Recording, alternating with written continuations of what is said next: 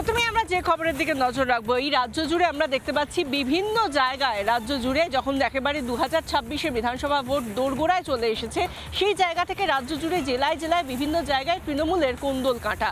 এই কোন্দল কাঁটা যাতে আটকানো যায় সেই জন্য তৃণমূল সুপ্রিমো প্রথম থেকেই বালির বাঁধ দেওয়ার চেষ্টা করছেন। কিন্তু সবচেয়ে বড় কথা হলো, তিনি তো চেষ্টা করছেন বালির বাঁধ দিয়ে এই কোন্দল কাঁটা আটকে দেওয়ার, কিন্তু আদতে কি সেটা সম্ভব হচ্ছে না? সেই ছবিটা কিন্তু বারবারই দেখা যাচ্ছে।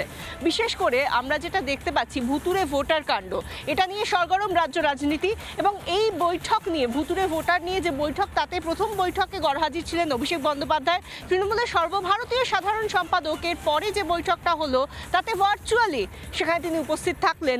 কিন্তু তার এই উপস্থিতিতে আদতে যে দলের মধ্যে কোন্দল, সেই কোন্দল মিটল কি না সেটা নিয়ে এখনো পর্যন্ত কোনো স্বচ্ছ ধারণা পাওয়া যায়নি।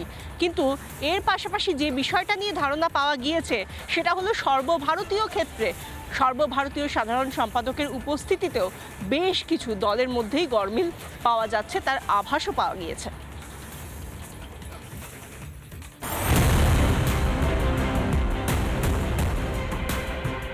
অভিমানী অভিষেকের জন্য প্রস্তুত ছিল মঞ্চ, তাতে মমতার সঙ্গে তার দূরত্ব আদৌ ঘুচল কিনা জানা নেই। তবে সাংগঠনিক দিক দিয়ে যে বহু ক্ষত সারানো বাকি সেটা স্পষ্ট হলো তৃণমূলের সর্বভারতীয় সাধারণ সম্পাদকের কথাতেই। মমতা বন্দ্যোপাধ্যায় নেতাজি ইন্ডোরের পর আজ অভিষেক বন্দ্যোপাধ্যায়ের ভার্চুয়াল বৈঠক, যে বৈঠকে হাজির ছিলেন দলের সব স্তরের নেতারা।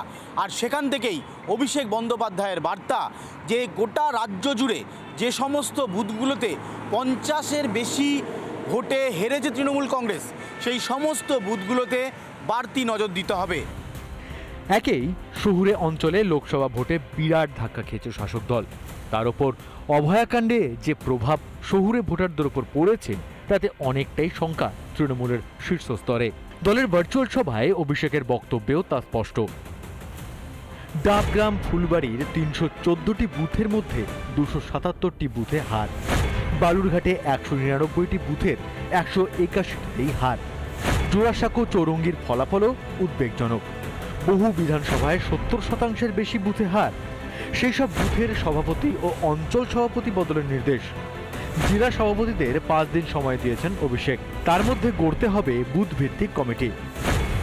জোড়াসাঁকো ও চৌরঙ্গী কলকাতা উত্তর লোকসভা কেন্দ্রের অন্তর্গত, যার সাংসদ সুদীপ বন্দ্যোপাধ্যায় এবং চৌরঙ্গীর বিধায়ক সুদীপের স্ত্রী নয়না বন্দ্যোপাধ্যায়।